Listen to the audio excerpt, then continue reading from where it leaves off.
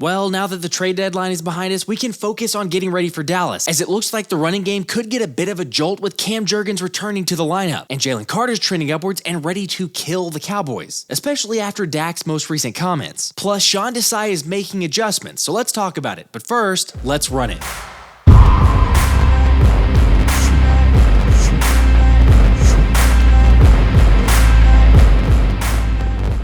What's up, guys? I hope everyone had a happy Halloween and an awesome time like some of the fellas did as they went all out on their Halloween costumes. The best part is that they visited the Children's Hospital in Philadelphia as Nolan Smith made sure to spread some love dressed up as Thor. However, it was Lane Johnson who without question had the best costume, repping Philly Rock City and Kiss with his girlfriend Kelce, and I'd say they rocked it pretty good with the help of tight end Jack Stoll and his girlfriend. I mean, it's not really a surprise, is it? Because Lane pretty much always wins Halloween. Remember his costume last year dressing up as Jason Kelce? Yeah, I think that's still my all-time fave. But speaking of changing attire, as we all know, there were a plethora of deals that went on yesterday. Like Commanders defensive end Montez Sweat being traded for a second-round pick to Chicago, and cool, whatever, good for the Bears, not really major ramifications besides Washington obviously blowing it up. Yet that was followed closely by another former first-round pick and Chase Young being announced that he was traded to the San Francisco 49ers for a third-round pick. I'm so happy for you.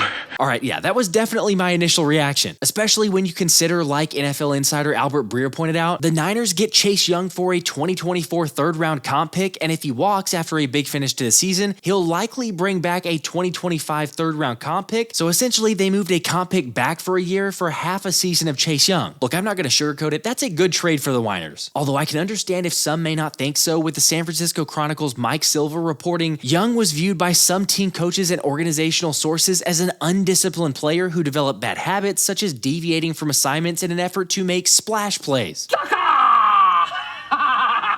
See, I wanted somebody to take it. Boom. Reverse psychology. Okay, honestly, however you feel about it, I don't think it's that big of a deal, but I'll get to that in a second. Of course, there was one trade the Niners didn't get thanks to the New York Giants' negligence, when Wes Steinberg shared that the Giants actually had a trade agreed upon with San Fran for Adoree Jackson, but failed to report it to the league before the deadline. And as awesome as that is, we probably should have seen that one coming since, let's be honest, clock management is certainly an issue among other things for the Giants. Although again, I'm not really sure how much of a difference that would have made. And I'll say the same thing for the Chase Young trade because of mainly two reasons. One being Pave the Lane, who I think we all know how dominant he can be, having not allowed a sack in 3 years. And two, Jordan Mailata, who's literally the highest graded offensive lineman in the NFL through 8 weeks. Like, it's insane to think this dude was learning how to play football just 5 years ago to being one of the best at his position. But I mean, he is a freak after all. Jordan Mailata is the closest thing to a Marvel superhero I've ever seen, like walking around. Like, this guy, he's got two webbed toes. He's got two webbed toes. I mean, it's like he was born next to a nuclear power plant. It's not like this thing just happens naturally usually. He's I'll never forget maybe his first offseason coming back from offseason program. He comes back and he's 6'9", 285 pounds he shows up at. And the coaches are all upset because he shows up overweight. And then he goes and does a body fat percentage. They take his body fat percentage reading, and he's walking around at that weight at 20% body fat. And I was like at 23%. I'm like, we're really getting on this. Like, this guy weighs 100 pounds more than me, and he's a lower body fat percentage than I am. This is like a different breed of what we're dealing with as an offensive lineman. Okay, it's pretty obvious how much of a beast Jordan is, and it's good that he's protecting Jalen's blind side. And to make it even better, the Australians talked about what makes him the best and never being satisfied. Coach Stout loves to remind me every day in passing as well, and even when we're golfing. So, it's pretty easy to know what you need to clean up. But in saying that, the room that I was brought into had a high standard. I was very thankful enough to train with Jason Peters, Lane Johnson, Brandon Brooks, Isaac Selmalo, Halapuluvati Vaitai, Chance Womack. Like, those guys set the ceiling. Stefan Wisniewski, it'd be a crime if I didn't mention Steph or Wiz. Those guys set the standard, and it's pretty easy when you're chasing greatness, and that's kind of the mindset that I go in with every day, is just chasing greatness. And when you get to when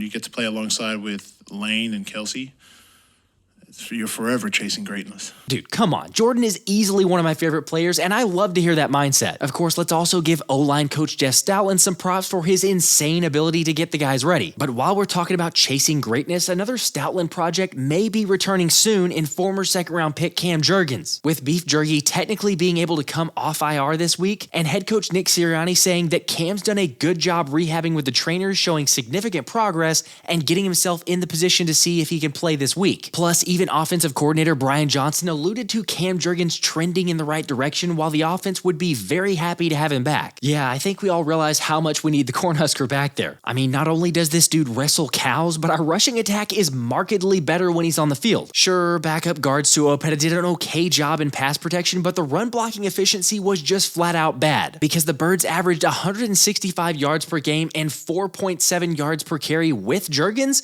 and only 99 yards and 3.4 yards per carry without him, except our OC isn't as committal on the topic. We have to continue to put the guys in great spots and keep pounding at it, you know. The run game can be unique at times of, you know, it could be tough sled for a while, and then you know, just continue to push, continue to pound, and then you break one. And that evens kind of out your yards per carry. But, you know, for us is what we want to accomplish is really to try to be both efficient and explosive in the run game. So we have to continue to find ways to put the guys in great spots, make sure our landmarks are right, and make sure we're doing a great job of making plays once we're blocked up to the second and third level. All right, I'll say this, getting to that second and third level starts with Cam, who is no doubt a lot more athletic than Opeta. However, if you're not sold on Jurgens being the only area to fix in the running game, I'd agree with you since I talked about this in a previous video, but it's more than time to try out Rashad Penny and let Gainwell see the bench for a while. Am I wrong? Yeah, but I wasn't. Am I wrong? Look, I'm just saying we might as well give it a shot. But on the topic of Jurgens, I think it's a positive sign that the 24-year-old made the road trip to Washington and hasn't had any setbacks. Obviously, that's not a guarantee, but if we remember Nakobe Dean's status before coming back, he did the same thing, making the road trip to LA and getting in some work before the game, before ultimately playing against the Jets the following week. So with Dallas being clearly a big game, I'm leaning towards Beef Jerky coming back. But what about you guys? Of course, we should have a much better update since Wednesday's practices are typically the first good indication on playing statuses, so make sure to subscribe and turn on the notifications since we'll be going live to cover all the updates. Another guy we'll be monitoring is Jalen Carter, who suffered a back injury on this tackle in the Washington game, but after having an MRI and checking in with the team, things are sounding promising. Jalen feels better today, I'll say that, and again, we want to get him out in the field to see where he is, but he feels better today. Again, that's a tribute to him getting in here and getting treatment, and also our trainers. And so, obviously, all very important parts of our football team. Their health is first and foremost, and we'll, I won't put a timeline on them, but if they're ready to go, they'll go. Come on, do we really expect the Breadman to miss his first meeting with the Cowboys? After all, remember back in July, Mr. Unblockable said, "I'm ready to kill the Cowboys. Everybody's got beef, so I might as well join the wave." Obviously, that made us just love him more. And despite Mr. Geriatric Jones saying he doesn't want to poke the bear and talk about their game against Philly this week, Dak Prescott didn't care at all and went ahead and called out the Eagles. Pour honey on me. I always say that, you know. You see me and a bear in a fight, pour honey on me. So he can poke it. It's part of it. It's part of the National Football League. Whether we talk or not, we know what's ahead of us. All right, well, he asked for it. Good luck stopping the baby rhino in Jalen Carter, as well as the dancing bear in Jordan Davis, who is also worth at least keeping an eye on since JD suffered a hamstring injury in practice last week, but I haven't seen any reports about a setback from Washington, so would at least expect him to play. However, the crazy comments didn't just stop with Dak, as Micah Parsons actually believes Dallas can turn it into a home game. Dallas Cowboy Nation, Eagles, one of the biggest rivalries in football. Dallas Cowboy Nation, I need y'all to all stand up, be out there in Philadelphia. It's going down in the city of brotherly love. Come get it. We need y'all. We need to make this a home game. Y'all know how they get. It's going to be loud. It's going to be wild. It's going to be crazy. Fans all over. So let's get right to it, Cowboys Nation. I'm sorry, I don't even have to tell you this, but there ain't no way that the Cowboys are turning the Link into a home game. I mean, he's crazy. I don't know. Some people just never learn. Although I do hope defensive coordinator Sean Desai learns from Sunday after being shredded for nearly 400 passing yards, but at least he's confident that there will be some changes. Yeah, I mean, there's a lot of factors in it, and it starts with me. I got to prepare our guys better and put our guys in better positions to make some plays on those things. And then when I do that and keep shifting the calls and moving them around, putting our guys in good spots so they can challenge those at the point of attack. It's poor by me. I got to do a better job putting our guys in position to execute in those situations, and we will do a better job of putting those guys in position to execute those situations. We can't do that.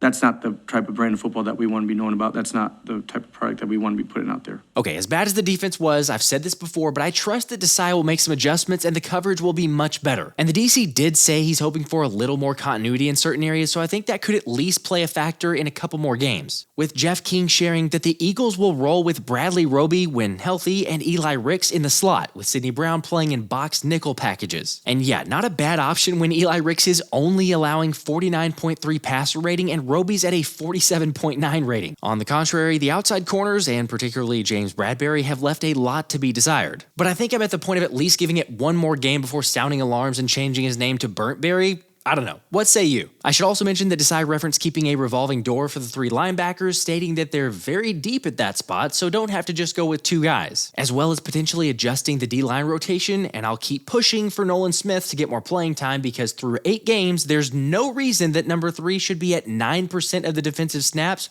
while Derek Barnett is at 20. 60% of the time, it works. Every time. I'm sorry, I know I sound like a broken record and just complaining about it, but I really don't understand why we're not rolling with Nolan. Alright, reminder as always that we'll be raffling an AJ Brown autographed helmet, so stop on by for the live show for your chance to win, or join us during the Eagles game this Sunday for another chance to enter. It's Dallas week with one more game until the bye, but as 500 says, Dallas still stinks. This has been the Philly Special.